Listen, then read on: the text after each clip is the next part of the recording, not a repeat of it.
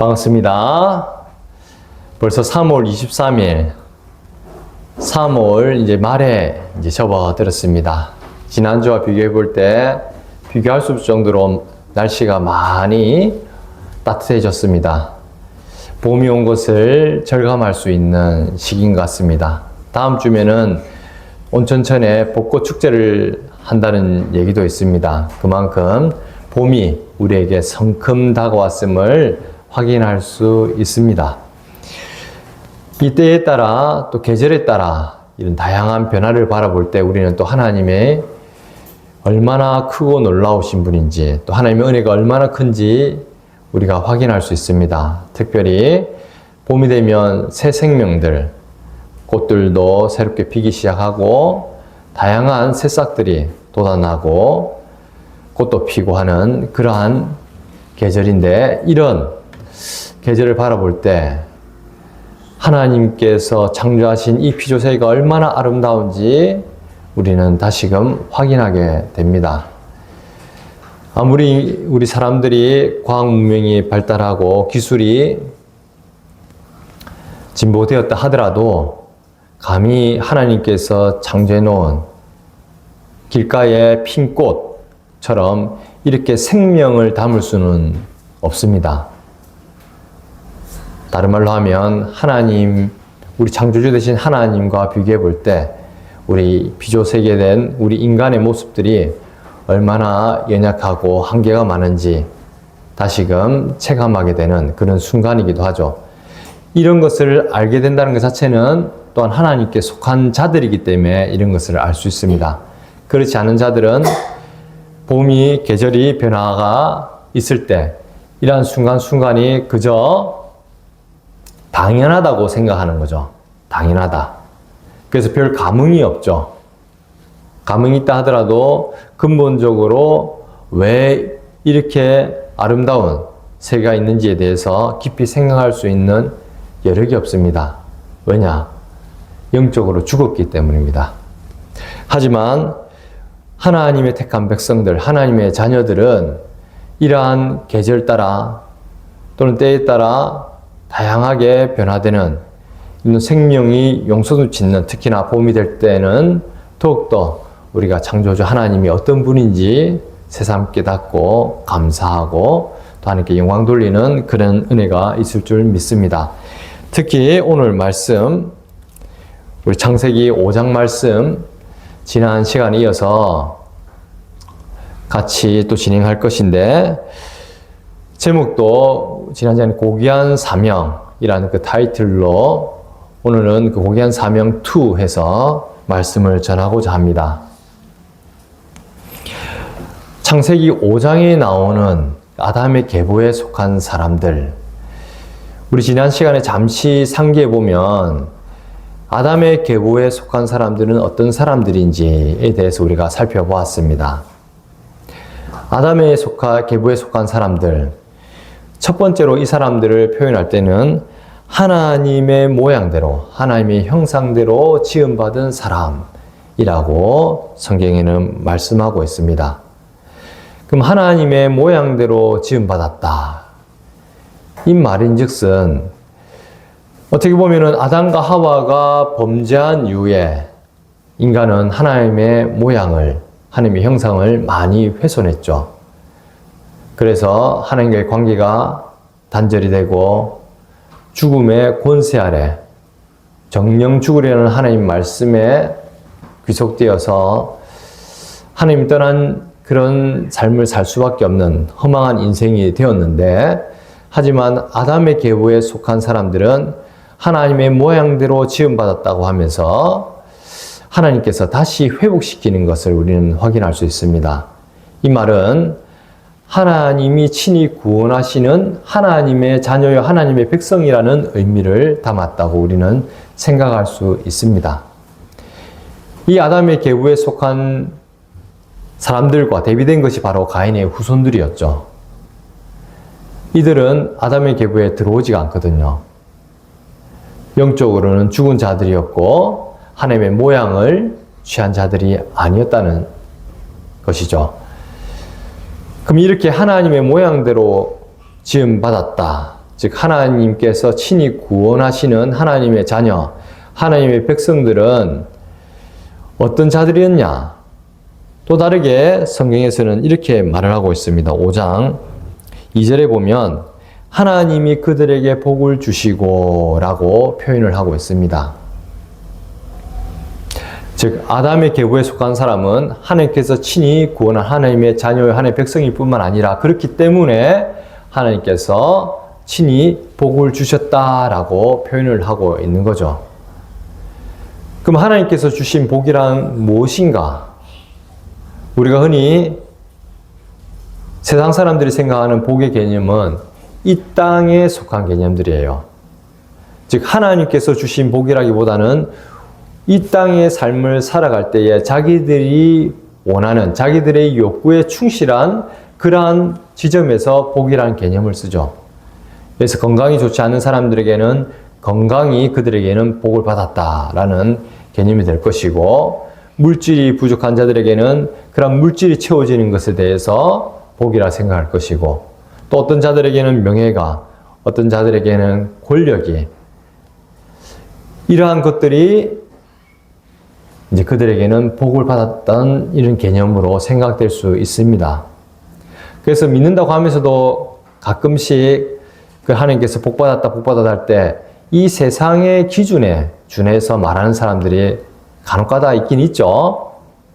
물론 그것이 하나님의 복이 아니다라고 단정 짓기는 어렵지만 근본적으로 하나님께서 복을 주셨다라는 개념은 이 땅에 속한 개념이 아니라 하나님께 속한, 즉 하나님 나라의 개념으로 우리가 이해를 해야 됩니다. 그래서 단순히 이 세상 속에서 말하는 복의 개념이랑 다른 것이죠. 거두절미하고 중요한 것은 아담의 계보에 속한 사람은 하나님께서 친히 하나님께 속한 하나님 나라에 충만한 것들로 복을 주셨다라고 우리는 이해할 수 있습니다. 그래서 이런 아담의 계보에 속한 사람들은 그럼 구체적으로 어떤 삶을 살았느냐? 우리가 잠시 환기해 보면 이름적으로 볼 때도 아담이란 말 자체가 사람이란 뜻이죠. 즉 아파르, 먼지 같은 흙으로 지음받은 사람. 그 셋도 보상이라는 의미로 아벨 대신에 여자의 후손의 계보를 잇는 그 하나님의 은혜의 징표로서 주어진 셋의 이름. 그리고 그 뒤에도 보면 에노스라는 이름은 아나시라는, 즉 연약하다, 깨어지기 쉽다 또는 병들기 쉬운 이라는 이름에서 나오는 사람이란 뜻이지만 좀 더 환원해서 이야기하면은 병들기 쉽고 연약한, 깨어지기 쉬운 인간이라는 의미를 가지고 있다고 했죠. 그럼 이런 자들은 하나님의 뜻 아래서 일평생 땅을 갈며 수고하는 그런 수고로움을 통해서 이 땅의 삶의 소망을 두는 자들이 아니라 오직 여호와 하나님께서 약속하신 여자의 후손을 바라보면서 여호와 하나님께 소망을 두고 살아갔던 자들이 바로 아담의 계보에 속한 자들이다라고 우리가 지난 시간에 말씀을 통해서 확인할 수 있었습니다. 그럼 이런 아담의 계보에 속한 사람들이 살아가면서 남겼던 흔적들이 무엇이었냐? 우리가 지난 시간에는 24절 말씀을 근거로 해서 세 가지로 살펴봤는데 오늘은 32절까지 5장 전체를 통해서 총 4가지로 우리가 살펴볼 예정입니다.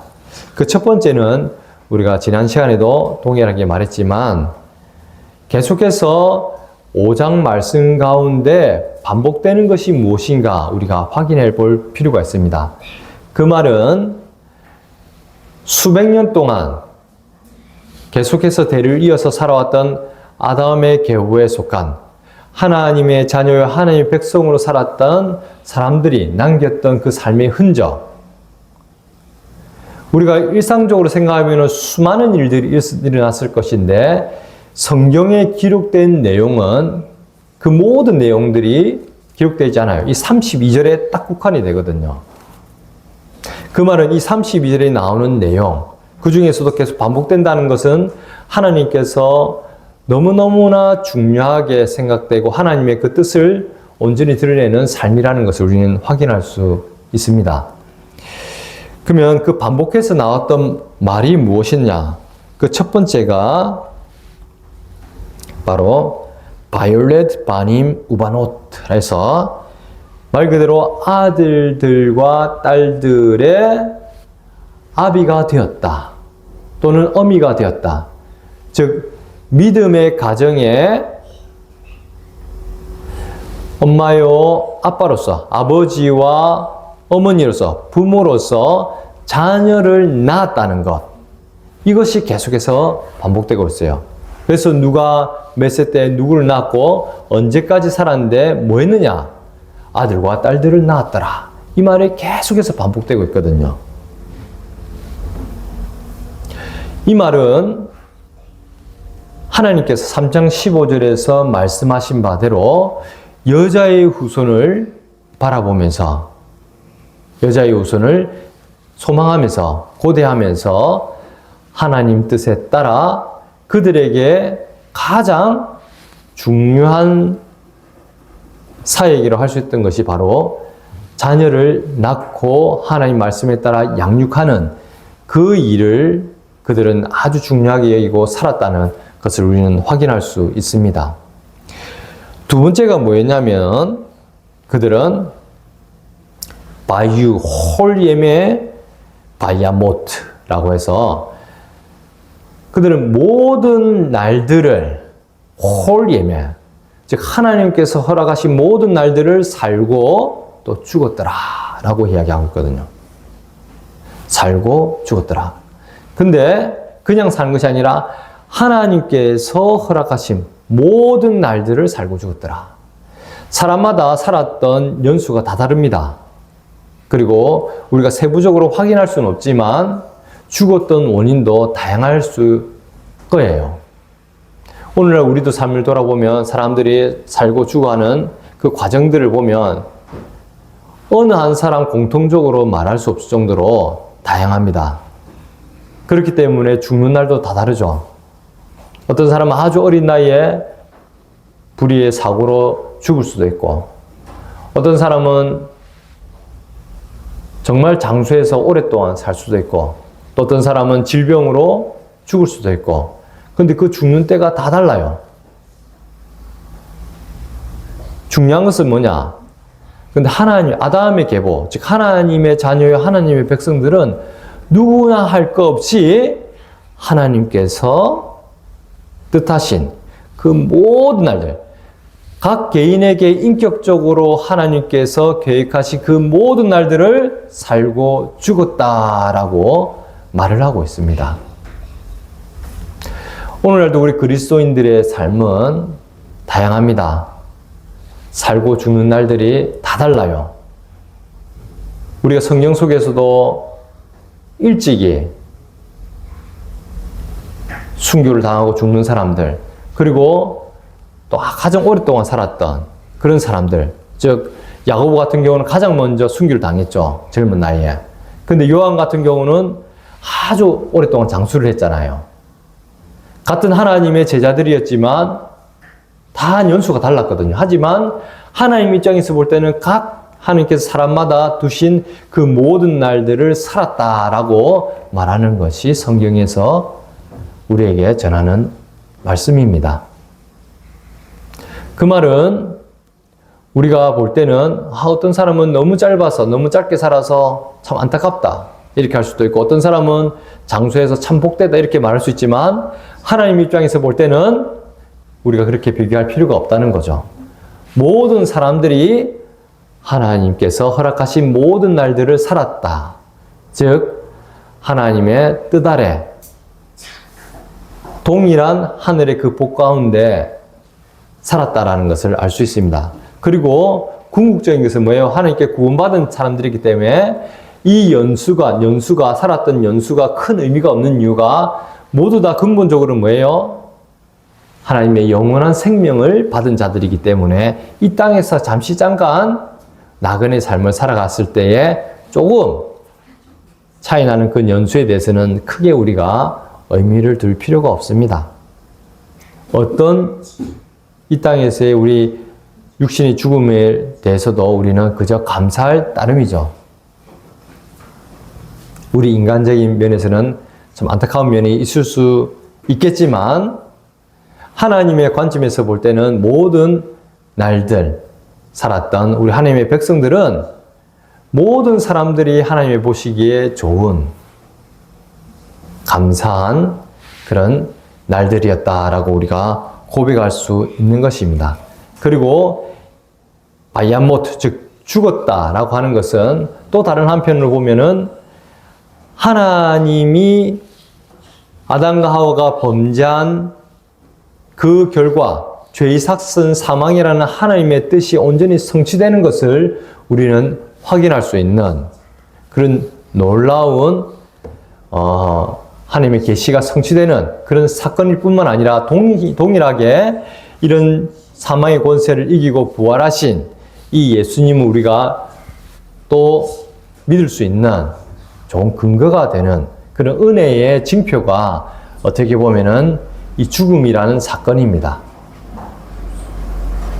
이 세상 사람들은 이 죽음을 바라볼 때 그저 곡하고 원통하고 비참하고 비통할 수밖에 없지만 하나님의 백성들에게는 이 죽음을 바라볼 때 오히려 하나님의 말씀이 성취되는 것을 우리가 확인할 수 있고 더불어서 부활이요 생명된 영원한 생명을 약속하신 하나님의 뜻을 우리가 더욱더 확인할 수 있는 근거로서 감사의 제목이 되는 것이 또한 이 죽음이라는 사건이라는 거죠.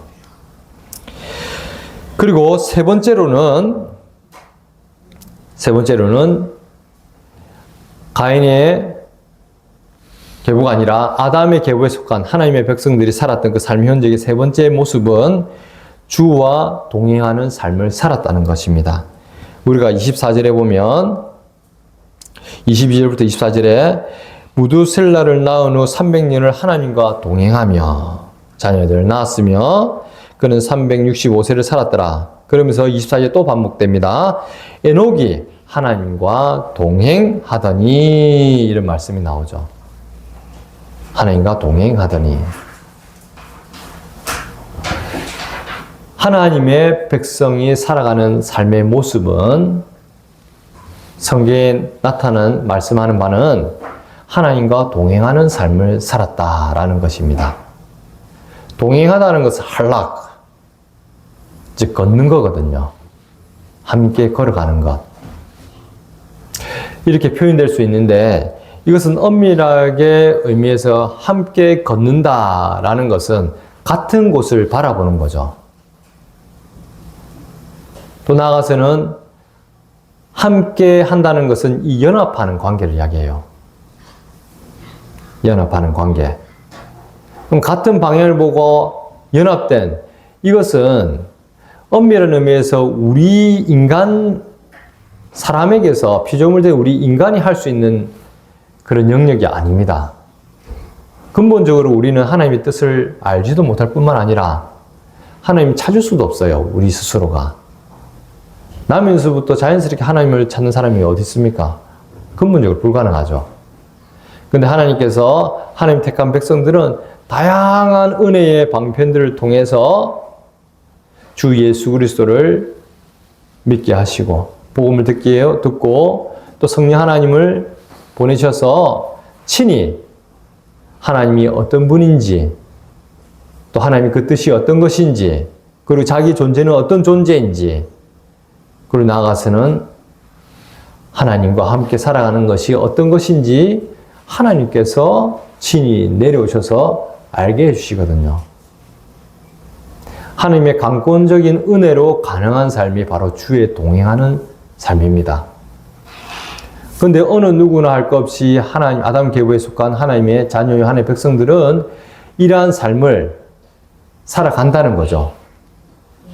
물론 우리 입장에서 보면은 너무나 이제 방황도 많이 하고 넘어지기도 하고 좌절할 때도 있고 쓰러질 때도 있고 하는 것처럼 보일지 모르겠지만 하나님께서 그때마다 때에 합당한 은혜 가운데 강권적으로 우리를 붙드셔서 그 구원에 합당한 삶, 즉 하나님과 동행하는 삶을 하나님이 친히 책임지시고 이끌어 가신다는 것이 우리가 성경에서 말하는 바입니다. 이런 자들은 우리가 5장 24절에 나왔듯이 에녹의 삶처럼 하나님과 동행하더니 하나님이 그를 데려가심으로 세상에 있지 아니하였더라. 죽음을 뛰어넘는 삶이었습니다. 죽음을 뛰어넘는 삶. 죽음을 뛰어넘는 삶. 이 세상 속에서 죽음을 보지 않고 에녹이 하나님 나라에 갔잖아요. 하나님께서 데려가셨는데 이것은 그냥 에녹만 해당되는 것이 아니라 우리 모두에게 해당되는 삶이에요.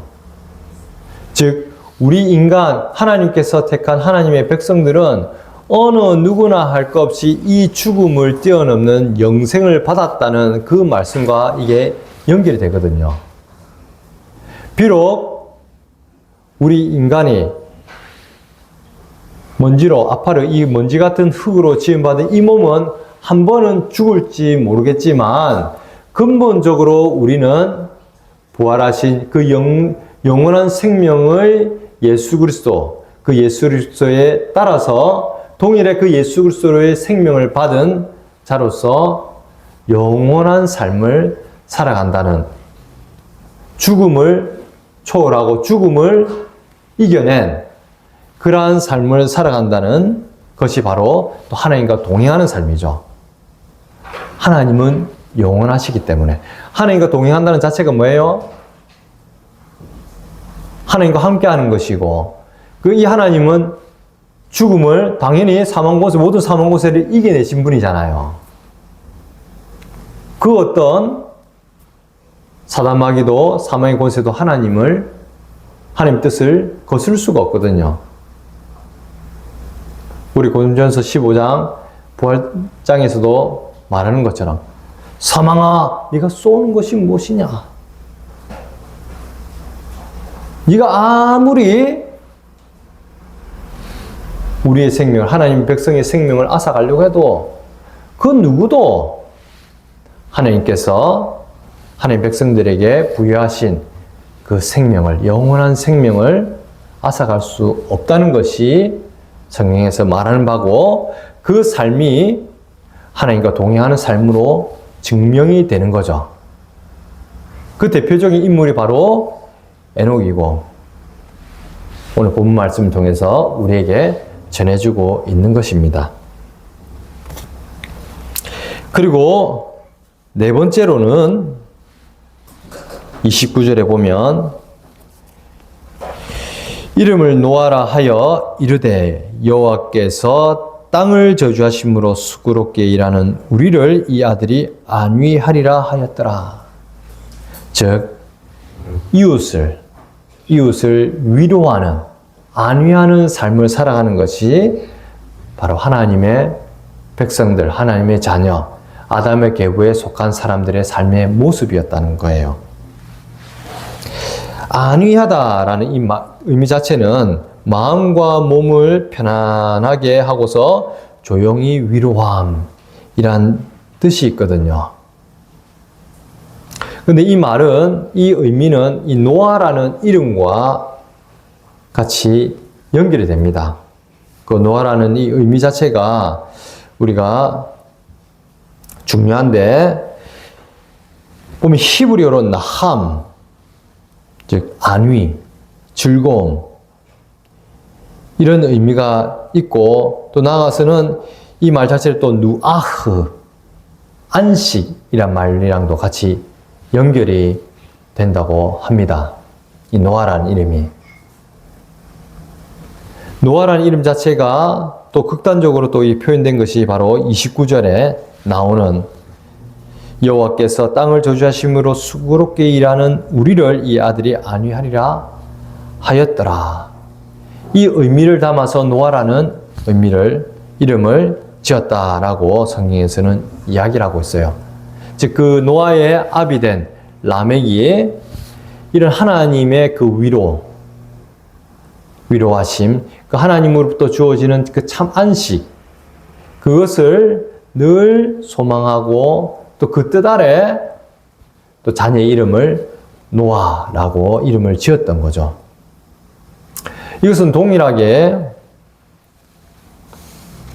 우리 믿는 자들의 삶에 이어지는 거예요. 우선은 잘 알겠지만 하나님께서 안식에 들어갔다는 것은 우리가 창세기 1장, 2장에 보면 알겠지만 하나님께서 6일간의 창조 사역을 끝내고 어떻게 했습니까? 안식에 들어갔잖아요. 제 7일째 날에. 안식에 들어간단 말은 하나님께서 말씀 자체로만 보면은 하나님께서 뜻하신 바를 온전히 끝내고 이루는 것을 의미를 합니다. 그 하나님께서 뜻하신 바를 모두 마쳤기 때문에 안식이 들어가는 거죠. 하나님이 뜻하신 바를 온전히 이루셨기 때문에 안식이 들어가는 거거든요. 그렇단 말은 우리가 즉 안식에 들어간다, 안위하게 한다. 이 말은 뭐냐면 그 하나님 뜻을 성취하는 삶을 살아가는 거예요. 하나님 뜻에 순복하는 삶으로 우리가 드러난다는 거죠. 하나님 뜻에 순종하는. 하나님께서 뜻에 순종함으로 통해서 뭐예요? 하나님 뜻이 이루어지는 거잖아요. 이러한 삶을 참 안식에 들어간 삶이다 라고 하는 것인데, 그러면 하나님께서 우리에게 뜻하신 바가 무엇이냐? 우리가 매일 그 하나님의 언약의 말씀 이야기하면서 모든 율법과 선지자의 강령이라고 이야기하는 바가 무엇이었습니까? 바로 첫 번째가 하나님을 내 마음을 다하고 목숨을 다하고 뜻을 다하여 주 너의 하나님을 사랑하라 하는 것과, 이것이 크고 첫째 되는 계명이요. 둘째도 그와 같으니 내 이웃을 내 자신같이 사랑하라 라는 이 두 계명. 이 두 계명이 온 율법과 선지자의 강령이니라 라고 말씀하고 있는데, 하나님을 사랑하고 이웃을 내 몸같이 사랑하는 이 삶을 통해서 우리는 하나님 뜻이 온전케 되는, 하나님 뜻이 성취되는 것을 우리는 우리 삶을 통해서 증거를 하게 되는 것입니다. 그러면 우리가 이웃을 내 몸같이 사랑한다 라는 그 삶의 모습이 어떤 것이냐? 그것이 바로 이웃을 위로하는 삶이에요. 위로하는 삶. 위로하는 삶. 그래서 로마서 12장 15절에는 이렇게 말씀하고 있습니다. 즐거워하는 자들과 함께 즐거워하고 우는 자들과 함께 울라. 우는 자들과 함께 울라. 이 세상에는 참으로 아픔이 많습니다. 특히나 이 청소년만 보더라도 한 해에 정신과 치료를 받는, 상담을 받는 학생만 하더라도 30만 명이 넘는다고 합니다. 정확한 통계를 우리가 확인해 봐야 되겠지만 수십만 명이 우리나라만 하더라도, 그것도 청소년만 국한에 볼 때도 그렇게 수많은 사람들이 정신과 상담을 받고 있어요. 마음이 너무나 아프고 우울하고 낙담되고 절망 가운데 있는 사람들이 많다는 거죠. 뿐만 아니라 전 세계 곳곳에 여전히 지금도 전쟁으로 수많은 사람들이 죽어가고 있습니다. 그리고 우리가 감히 어떻게 대항할 수 없는 천재지변으로 가족들을 잃고 그렇게 소중하게 여겼던 보금자리도 잃어버리는 그런 아픔을 겪는 사람들도 많습니다. 그게 아니라 하더라도 불의의 사고로 지금 이 순간도 누군가는 죽고 엄청난 그런 시련의 아픔을 당하는 사람들이 있습니다. 가장 사랑하는 가족들 누군가가 또 감히 우리가 감당할 수 없는 그런 질병에 걸려서 죽기도 하고요. 또 어떤 것은 가난과 기근으로 또는 굶주림으로 죽는 사람들도 많습니다.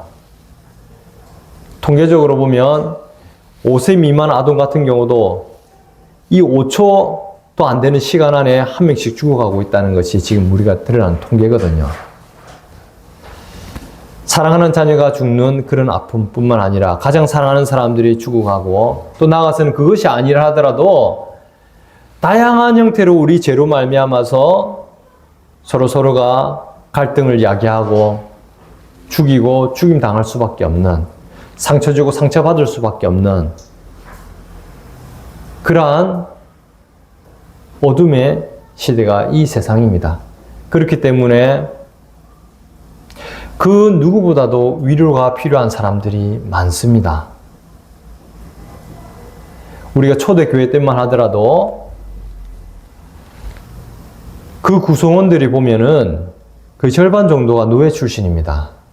뿐만 아니라 고아들, 미망인들, 사회로부터 버림받고 외면당하고 그 어디에도 설 자리가 없었던 자들이 초대교회의 주요 구성원들이었거든요. 근데 그런 자들이 이 세상에서는 받을 수 없는 위로, 그 사랑을 교회를 통해서 예수 그리스도로부터 구원받은 이 아담 계보에 속한 하나님의 자녀들, 하나님의 백성을 통해서, 이 교회를 통해서 그들은 위로를 받고 사랑을 받았던 거죠. 그렇기 때문에 그들은 그 어떤 고난과 핍박이 와도 예수 그리스도를 거부할 수 없는 거예요. 그 하나님의 사랑이 얼마나 크고 놀라운지 맛보아 알았기 때문에 그런 자들은 목에 칼이 들어와도 그 어떤 참혹한 고문을 당해도 그들은 주 예수 그리스도를 결탄코 부인하지 않는, 오히려 순교를 자랑스럽게 여겼던 삶을 살았습니다. 이것이 역사적 사실이에요. 팩트입니다. 오늘날도 마찬가지입니다. 모양과 형태는 다르지만 여전히 지금 이 순간도 수많은 사람들은 다양한 원인에 의해서 낙담하고 낙심하고 정신적으로, 마음적으로 다양한 형태로 아픔을 겪고 있거든요. 그런 자들에게 위로의 삶을 살았다는 것이 바로 우리 아담의 계보에 속한 하나님의 백성들의 삶의 흔적이었죠. 그 대표적인 사람이 누구였습니까? 바로 예수 그리스도입니다. 예수 그리스도. 요한복음 11장에 보면 우리가 잘 아시는 나사로, 마르다와 마리아의 오라버니 되는 나사로가 죽었을 때에 예수님이 그 죽음을 보고 어떻게 하셨습니까? 요한복음 11장 33절부터 36절 이렇게 이야기하고 있습니다. 예수께서 그가 우는 것과 또 함께 온 유대인들이 우는 것을 보시고 심령에 비통히 여기시고 불쌍히 여기사 이르시되 그를 어디 두었느냐 이르되 주여 와서 보옵소서 하니, 그 다음 중요합니다. 예수께서 눈물을 흘리시더라. 예수께서 눈물을 흘리시더라. 이에 유대인들이 말하되 보라 그를 얼마나 사랑하셨는가 하며, 얼마나 사랑하셨는가 하며, 우리가 사랑한다고 하는 것, 하나님 뜻을 받들어서 하나님을 사랑하고 이웃을 사랑한다는 것은 그냥 말만 이렇게 이야기하는 것이 아닙니다. 그들이 즐거워할 때 함께 즐거워할 수 있고 그들이 울 때 함께 우는, 위로하는 삶을 살아가는 것이 바로 사랑하는 삶입니다. 옆에 사랑하는 사람이 아파서 힘들어할 때 내몰라 하는 게 그것이 사랑이겠습니까? 아니죠. 우리가 착한 사마리아인 그 비유에서도 나오지만 진정으로 우리가 하나님의 그 사랑을 입은 자들, 또 하나님께서 그 뜻하신 바를 알고 깨닫고 믿는 자들은 그러한 누군가 아픔에 있는 자들을 위로하는 삶을 통해서, 그런 사랑하는 삶을 통해서 내가 하나님께 은혜 받은 자라는 것을 드러내는 거거든요. 그래서 공감하는 것이 아주 중요합니다. 단순히 우리가 뭐 T냐 F냐 이런 개념이 아닙니다.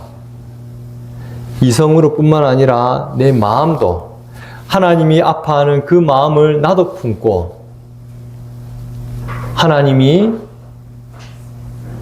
사랑하는 그 눈빛으로 우리도 동일하게 그 눈으로 바라보고 하나님께서 품는 그 자비하심, 그 하나님의 그 긍휼을 우리도 동일하게 품고 이웃을 돌아보고 살피는 것이 바로 하나님의 자녀, 하나님의 백성된 아담의 궤보에 속한 그런 사람들의 삶의 모습이었죠. 이를 종합해 볼 때 우리가 그리스도인의 그 고귀한 사명이라는 건 과연 무엇이냐? 고귀한 사명이 무엇이냐? 첫째는 우리가 지난 시간에도 계속해서 강조했지만 믿음의 가정을 이뤄서 믿음의 어미요, 믿음의 아비로서, 믿음의 부모로서 믿음의 자녀들을 잘 낳고 양육하는 그러한 삶이 얼마나 크고 놀라운 하나님께서 기뻐하는 사명인지 우리가 깨닫고 그 사명을 감당하는 게 바로 첫 번째 말하는 고귀한 사명이죠. 그래서 여러분들도 믿음의 배우자를 위해서 기도를 해야 됩니다. 지금 내가 아이까지 결혼할 때가 아니라 해서 그냥 낳는 것이 아니라 일찍이 하나님께서 기뻐하고 예수 그리스도를 믿는 믿음이 있는 참으로 이렇게 사랑의 마음, 위로의 마음을 품고 있는 하나님의 그러한 배우자를 우리가 만날 수 있도록 믿음의 가정을 또 이룰 수 있도록 우리가 기도를 해야 되는 거죠. 그리고 그를 위해서 또한 나 스스로도 그러한 믿음의 가정을 잘 이뤄서 아빠로서 또 아버지로서 또 어머니로서 역할을 할 수 있도록 잘 준비가 되어야 되는 거죠. 두 번째로는 하나님과 동행하는 믿음의 삶을 살아가는 것입니다. 이것은 앞에 것도 같이 연결되는 건데 하나님과 동행하는 믿음의 삶이라는 것은 아까 하나님과 연합되는 삶이라고 했죠. 하나님과 연합된 삶이라는 것은 하나님 뜻에 순복하는 삶을 통해서 드러나거든요. 하나님 뜻에 순복하는 삶을 통해서. 그것이 하나님과 동행하는 삶이라는 거죠. 이런 자들은 뭐예요? 이 죽음도 뛰어넘은 이미 영원한 하나님 나라를 살아가고 있는 삶이라는 거죠. 이런 삶이.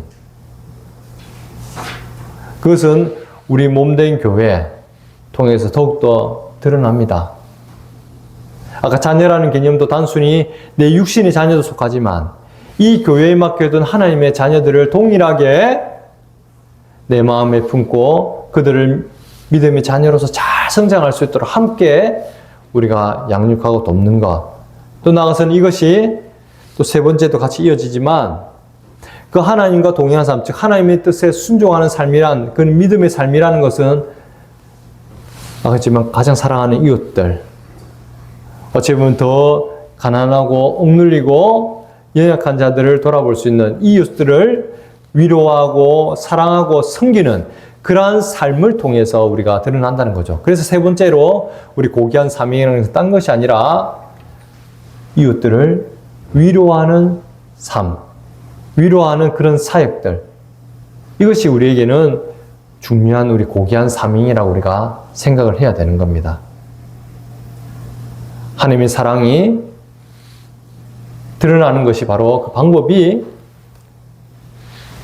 내 이웃들, 하나님께서 맡기신 교회에 맡겨둔 하나님의 자녀들을 그 하나님의 사랑으로, 하나님의 그 긍휼로, 하나님의 그 자비하심으로, 하나님의 그 상한 마음으로 동일하게 품고 그들을 위로하고 섬기는 삶. 이것이 바로 고귀한 사명이라는 거죠. 이러한 삶을 위해서 우리는 더욱더 기도를 해야 되는 거예요. 우리 큰영광 교회도 지금은 이렇게 이웃들이 많이 없는 것처럼 보이지만 많든 적든 상관없이 우리가 늘 이 마음을 품고 기도하는 가운데 때가 나든 나지 않든지 간에 그런 우리가 돌아봐야 될 이웃들이 누가 있는가 살피고 또 그리고 주위에 아름아름 알게 되는 그런 아픈 가운데 있는 이웃들을 위해서 기도를 하고 또 그들을 위해서 우리가 뭔가 함께 헌신하고 섬길 수 있는 것이 무엇인가 고민하고 실질적인 삶 가운데서 우리가 섬길 수 있는 그러한 놀라운 은혜가 있도록 우리는 기도해야 됩니다. 그것이 근데 먼저는 멀리 있는 것이 아니라 가장 가까이 있는 우리 형제들 돌아보면서 서로가 먼저 그들의 마음을 같이 공감하고 위로하고 그들에게 힘이 되어줄 수 있는 그러한 삶을 살아가는 저와 여러분이 될 줄 믿습니다. 결론입니다. 우리가 아담의 계보에 속한 사람들, 하나님께서 친히 구원하시고 하나님께서 자녀 삼으신 그는 하나님의 백성들의 삶은 하나님의 그 뜻을 받들어서 생명을 낳는 고귀한 사명을 또 부여받은 삶일 뿐만 아니라 그 삶이 궁극적으로는 하나님의 그 사랑을 받들어서 이웃을 사랑하고 위로하고 그들을 위해 헌신하고 섬길 수 있는 그런 아름다운 사랑의 공동체로서 우리가 그 사명의 꽃을 피워갈 줄 믿습니다. 그런 아름다운 우리가 교회요 또 공동체로서 또 하나님께 영광이 될 수 있도록 우리 큰영광교회 모든 성도들이 기도하고 또 하나님 뜻에 순종하는 삶을 살아갈 수 있길 간절히 기도드리겠습니다. 다시 기도하겠습니다.